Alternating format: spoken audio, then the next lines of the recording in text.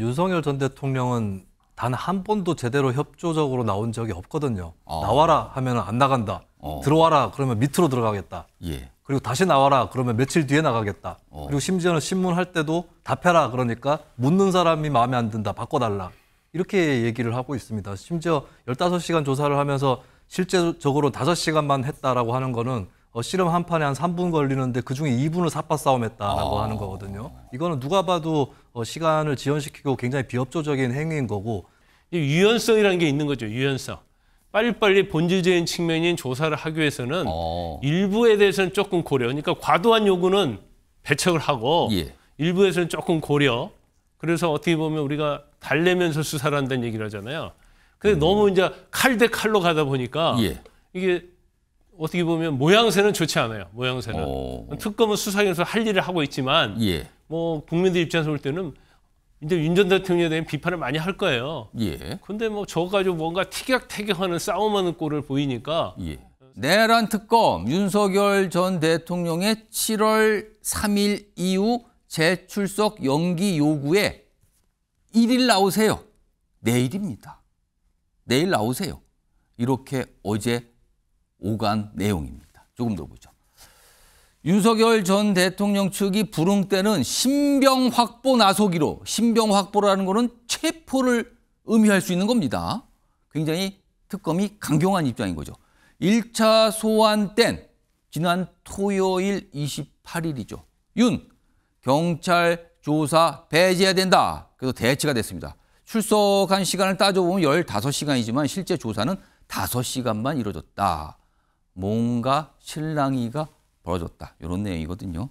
자, 그럼요. 이와 관련돼서 토요일 윤석열 전 대통령 특검에 나오는 모습, 그 이후에 또 변호인이 설명한 내용들이 있습니다. 들어보시죠. 의구 조사 불영 거부하신 이유가 뭡니까? 검사 시절 피의자가 조사자 설득할 수 있게 해주셨습니까? 김건희 여사도 또 소환 조사 시키는지 어떻게 생각하십니까? 특검이면은 검사가 조사를 해야 되는 게 맞는 건데 경찰이 입회를 하고 또 주로 신문을 하고 하는 과정이 좀 이어졌습니다. 저희가 생각하기에 위법한 공무집행을 했다고 하는 분이 조사를 하는 것은 타당하지 않다. 이런 좀 요청을 드렸고 전부 다 발언을 성실성껏 다 답변을 하셨고요. 나름대로 충실하게 조사를 잘 받았습니다. 자, 이런 모습들이 있었습니다. 기사 이어가 보죠. 다음입니다. 자, 경향신문인데요. 피의자 윤석열 어깃장 15시간. 자, 15시간 동안에 특검 사무실에 머물렀다. 이 내용은 앞선 기사 같습니다. 그러나 여기는 약간의 평가가 들어갔는데 어깃장이라는 표현이 들어가 있군요. 자, 계엄 6개월 만에 사실상 첫 조사가 이루어졌는데 여기 보면 파견 경찰의 조사 이 부분을 좀 문제를 삼았어요. 근데 이거를 거부했다. 그래 실제 조사는 5시간밖에 안 된다. 이렇게 돼서 지금 3일 나갈 수 있습니다 했습니다. 특검에서는 내일 1일 나와라. 이런 내용까지 좀 담고 있습니다. 이 얘기 좀 해보겠습니다. 두 분께 지금 제가 김광삼 변호사, 김수민 평론가 두 분께 똑같은 질문을 한번 드려보겠습니다. 근데 우선 답변은 좀 김광삼 변호사 먼저 해주시면 좋겠는데 특검과 윤석열 전 대통령 측 누가 지금 너무한 상황입니까? 지금 실랑이가 계속 벌어졌어요. 이거 어떻게 좀 평가하십니까? 일단 이제 전체적으로 평가하면 예. 이제 윤석열 전 대통령 측이 예. 제가 볼 때는 잘못하고 있다고 봐요. 지금 김광삼 변호사께서도 법조인이세요. 네네. 법조인 관점에서 보실 때도 그렇게 좀 그렇죠. 보이십니까? 윤석열 전 대통령 입장에서는 예. 좀 약간 과도하다 이렇게 생각할 수는 있죠. 그렇지만 지금 이제 피의자 신분이잖아요. 예. 죄를 지은 신분이고 어차피 수사나 조사는요. 수사기관이 주도적으로 하는 거예요. 그러면 예를 들어서 이제 처음에 문제되는 것이 바로 이제 체포영장 기각되면서 일방적으로 2월 28일 날 9시에 나와라 이렇게 했잖아요. 예. 그런데 사실 그날 9시를 10시로 했단 말이에요. 이게 1시간 차이가 뭔 의미가 있겠습니까? 그리고 끝까지 지하주청으로 가겠다고 그렇습니다. 그랬잖아요. 근데 결과적으로 지하주청 못 가고 현관으로 들어왔어요. 예. 그럼 어떻게 보면 윤석열 전 대통령 입장에서는 고집은 부렸지만 이제 어쩔 수 없는 상황이 된 거죠. 사실 특검의 뜻에 따르게 된 거네요. 결과적으로. 그렇죠. 근데 결과적으로 보면 이제 특검에 따를 수밖에 없는 상황이고 또 그게 저는 좀 맞다고 봐요. 근데 특검에 좀 한마디 한다고 하면 예. 예를 들어서 조사 과정에서 중요한 것은 본질은 조사잖아요. 예. 그러면 피조사자가 이의제기할 수 있는 거거든요. 그러면 예를 들고 뭐 조사자에 있어서 문제가 있다고 하면 그건 사실은 조사가 중요한 거니까 뭐 결과 뭐 교체도 이제 검토해 볼 수 있는 그런 사안이단 말이에요. 근데 그것까지 이제 계속 실갱이를 하고 일단은 이제 법불악유라는 용어를 썼잖아요. 절대 아부하지 않는다. 원칙적으로 대응하겠다. 예. 근데 그건 맞아요. 그것도 옳은 이야기고. 이제 그런데 유연성이라는 게 있는 거죠. 유연성. 빨리빨리 본질적인 측면인 조사를 하기 위해서는 일부에 대해서는 조금 고려. 그러니까 과도한 요구는 배척을 하고 예. 일부에서는 조금 고려. 그래서 어떻게 보면 우리가 달래면서 수사를 한다는 얘기를 하잖아요. 근데 너무 이제 칼 대 칼로 가다 보니까 예. 이게 어떻게 보면 모양새는 좋지 않아요. 모양새는. 특검은 수사에서 할 일을 하고 있지만 예. 뭐 국민들 입장에서 볼 때는 이제 윤 전 대통령에 대한 비판을 많이 할 거예요. 예. 근데 뭐 저거 가지고 뭔가 티격태격하는 싸움하는 꼴을 보이니까 예. 상당히 좀 불편한 측면은 좀 있죠. 그럼 김광삼 변호사께서 보시기에는 특검이 윤석열 전 대통령에 대해서 이 부분은 좀 배려하고 약간 검토할 수 있을 거다. 어떤 부분에서 그런 내용이 좀 보이십니까? 일단 28일에 조사했잖아요. 예. 근데 사실 30일에 바로 나오라고 했잖아요. 근데 그렇습니다. 28일에 조사했는데 29일 날 새벽에 들어갔거든요. 그렇습니다. 그런데 날이 넘어갔습니다. 그렇죠. 그 다음날 나오라고 하잖아요. 사실 이건 체력적으로 여러 가지 힘들거든요. 그러면 적어도 한 이틀 정도 시간을 두고 예. 그다음에 소환도 물론 뭐 일방적으로 할 수도 있지만 이렇게 소환하는 게 어떨까 싶어요. 제가 볼 때는 30일 날 반드시 나와야 한다. 예. 그래서 나와야 하는 걸로 알고 있어라. 이 정도 소환을 하고 예. 우리는 사실은 변경은 없다. 이런 취지로 얘기를 해주면 좋은데 예. 그냥 일방적으로 30일 날 9시, 10시 아. 이런 식으로 하니까 트집을 잡을 거리를 주는 것이다.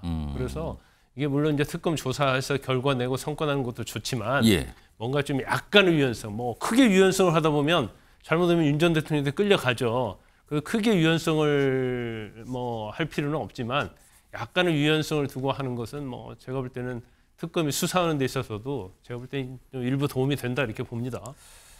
김수민 평론가. 그러니까 네. 간단하게 정리를 하면 지난 28일 오전에 윤석열 대통령이 특검에 나왔어요. 그리고 15시간을 머물렀습니다. 근데 실제 여러 가지 이 실랑이가 벌어지면서 조사 시간은 5시간밖에 안 되고 그리고 날을 넘긴 29일 새벽에 귀가를 했죠. 그리고 특검이 바로 30일 날 다시 나오세요. 2차 소환 통보를 합니다. 근데 이거에 대한 불만 제기가 있어서 3일 나가겠다, 안 된다, 1일 나와라, 다시 이렇게 된 상황이거든요. 자, 이 상황 모든 걸 정리해서 봤을 때 김수민 평론가 보시기에는 지금 누가 너무한 것 같습니까? 일단 윤석열 전 대통령은 단 한 번도 제대로 협조적으로 나온 적이 없거든요. 나와라 하면 안 나간다. 들어와라 그러면 밑으로 들어가겠다. 예. 그리고 다시 나와라 그러면 며칠 뒤에 나가겠다. 그리고 심지어는 신문할 때도 답해라 그러니까 묻는 사람이 마음에 안 든다. 바꿔달라. 이렇게 얘기를 하고 있습니다. 심지어 15시간 조사를 하면서 실제적으로 5시간만 했다라고 하는 거는 씨름 한 판에 한 3분 걸리는데 그중에 2분을 삿바 싸움했다라고 하는 거거든요. 이거는 누가 봐도 시간을 지연시키고 굉장히 비협조적인 행위인 거고 그리고 이유도 보면은 국가수사본부의 중대범죄수사과장이 조사를 처음에 했는데 예. 경찰이 그 사람이 윤 전 대통령 체포작전 지휘하고 그랬던 것도 아닌데 관계자가 조사를 한다라는 이유로 이걸 또 거부를 했습니다. 그러니까 길목 고비고비마다 계속해서 비협조를 하고 있고 특검 같은 경우에는 어느 정도 뭐 원래는 7월 3일에 다시 조사를 하겠다라고 했다가 한 7월 1일로 늦춰준다거나 예. 뭐 이런 식으로는 6월 30일에서 7월 1일로 늦췄죠. 특검은 30일 날 나오라고 했지만 그렇죠. 윤석열 전 대통령이 3일 나가겠다 7월 3일 네, 그러다 다시 그렇습니다. 7월 1일 나와라 이렇게 좀 변경이 됐어요. 네, 그런 변경도 있었고 그리고 특검뿐만 아니고 이제 전체적인 형사사법 체제에서 한번 예. 체포영장이 기각되기도 하지 않았습니까? 윤 전 대통령은 피의자로서 굉장히 많은 배려를 이미 받았다라는 측면에서 현재까지 고비고비마다 계속해서 비협조를 하는 것은 특검하고 윤 전 대통령을 전혀 비교할 수 있는 수준이 아니다. 윤 전 대통령이 전적으로 비협조적이고 굉장히 바람직하지 못하다라고 봅니다. 자, 좀 키워드가 실랑이었거든요. 그런데 사실 윤석열 전 대통령 앞서서 그러니까 탄핵 심판 결과가 나오기 전에 뭐 여러 가지 사안 그전에도 뭐 수사 사항이 있었거든요. 공수처 수사도 있었고요. 그때도 순탄치는 않았어요. 수사 자체가요. 관련 기사 좀 보겠습니다. 다음입니다. 자, 출입 방식, 조사자, 재수한 날짜, 윤석열 전 대통령 측과 내란 특검, 사사건건 실랑이다. 뭐 여기 다 지금 설명이 돼 있습니다. 방식, 그러니까 비공개냐, 공개냐. 그리고 조사자가 누가 조사할 거냐. 날짜를 언제 다시 재소환할 거냐. 뭐 이런 걸 놓고 보이죠. 여기 보면은 이 조사실의 이 모습이 이렇게 됐다. 이런 것까지 보이고 있는데 사실 앞서 제가 다시 한번 말씀드렸지만 공수처 조사 때도 참 여러 가지 진통이 있었어요. 그래서 제대로 된 조사 있었던 거 맞느냐 이런 얘기까지 나왔는데 사실 윤석열 전 대통령이 2021년 당시에 특검, 그러니까 그 당시에는 일반적인 특검 수사와 관련해서 얘기한 거예요. 한 말이 있었습니다. 들어보시죠. 떳떳하면 사정기관 통해서 권력자도 조사받고 측근도 조사받고 하는 것이지 특검을 왜 거부합니까? 죄 졌으니까 거부하는 겁니다. 과거에 보니까 저렇게 얘기를 했었군요. 김광삼 변호사. 근데 우리가 이제 지금까지 수사상 보면 이번에 내란 특검 수사도 앞선 또 수사상에서 보면 거부하는 경우가 굉장히 많았어요. 그리고 뭘 바꿔달라, 안 된다 이런 경우가 굉장히 많았거든요. 이거 어떻게 좀 봐야 됩니까? 우리가 이제 내로남불이라는 얘기를 많이 하죠. 그래서 이제 본인이 특검의 대상자가 됐을 때 하고 그러지 않았을 때 그거에 대해서 어떻게 보면 기준이 좀 다르다 이렇게 볼 수가 있는데 제가 볼 때는 지금 윤석열 전 대통령 마찬가지고 김용현 전 장관도 조사를 할지 여러 가지 또 재판부에 대한 태도 이런 걸 보면 예. 상당히 제가 볼 때는 좀 약간 너무 이렇게 뭐랄까 트집을 잡고 있다. 그러니까 법적으로 사실은 아무런 문제가 없는데 예. 그런 것들을 하나하나 트집을 잡는 거예요. 그러다 보니까 사실은 원래의 어떤 본인들의 이미지도 그렇게 좋지는 않았지만 예. 더 좋지 않은 그런 인식을 국민들에 남기고 있다. 그럼 여론에 좋을 게 없다 이런 그렇죠. 생각이신가요? 아마 지지자들 몇 안 되는 지지자들에게는 효과가 있을지 모르겠지만 국민 전체에서 보면 아니 대통령이라고 한 사람이 왜 저래 이제 이런 생각을 할 수밖에 없거든요. 그래서 좀 어차피 조사는 받을 수밖에 없는 것이고요. 저런 걸 거부를 한다고 그래서 사실은 자기에게 유리할 건 전혀 없거든요. 그런데 이제 조은석 특검이 굉장히 강하게 나가는 것 같아요. 그래서 원래는 조사를 지금 조은석 특검이 제일 중점을 두는 것은 이제 외환죄거든요. 그래서 북한에 무인기를 보낸다랄지 형식으로 해서 도발을 유도해서 비상계엄을 선포하려고 했다. 이 내용이 굉장히 아마 가장 집중을 할 거예요. 그러면 원래대로 따지면 예. 대부분 외환유치죄랄지 지금 문제가 되고 있는 체포영장 방해죄랄지 증거인멸 이걸 다 조사를 해놓은 상태에서 예. 마지막에 윤 전 대통령을 한 번 정도 조사해서 기소하는 게 일반적인 수사의 통상적인 수사의 모습은 그렇다. 그렇죠. 수사의 루틴이죠. 예. 그런데 조은석 특검은 원래 옛날 특수통 검사할 때도 그렇고 지금도 마찬가지예요. 그렇게 하지 않겠다는 것이죠. 그때 조사한 거에 대해서 확인을 하고 예. 피의자를 조사하겠다는 거고 제가 볼 때는 지금 내란 특검 자체는 일단 비화폰이랄지 그다음에 체포영장 방해한 거랄지 그다음에 이제 국무회의 의결이랄지 해제 요구 방해 이런 것들 조사를 해서 예. 외환 유치와 관련된 것은 시간이 걸리니까 이것부터 조사해서 신속하게 영장을 청구해서 다시 구속하려고 하는 예. 그런 계획을 가지고 있는 것 같아요. 그러니까 유연성 발휘하기 어렵고 이제 그러다 보면 시간이 너무 지나가잖아요. 예. 그래서 좀 빨리빨리 이전에 수사되어 있던 거 빨리빨리 수사를 해서 일단 구속을 시켜놓고 그다음에 이제 외환죄와 관련된 부분 이런 걸 이제 수사하려고 하는 전략을 세우다 보니까 예. 제가 볼 때는 앞으로 자주 부르면서 결선에서 굉장히 강경한 입장을 취할 가능성이 크다 이렇게 봅니다. 좀 끝부분에 잠깐 설명하셨는데 지금 전망이 그렇다면 내란 특검이 윤석열 전 대통령에 대해서 결국은 구속영장을 청구할 것이다 이렇게 보시는 겁니까? 제가 볼 때는 거의 100% 청구한다고 저는 확신을 하고 있어요. 거의 확신한다. 지금 법조인이신데요. 지금 거의 100% 확신한다. 구속 청구 있을 것이다. 이렇게 전망을 해 주셨습니다.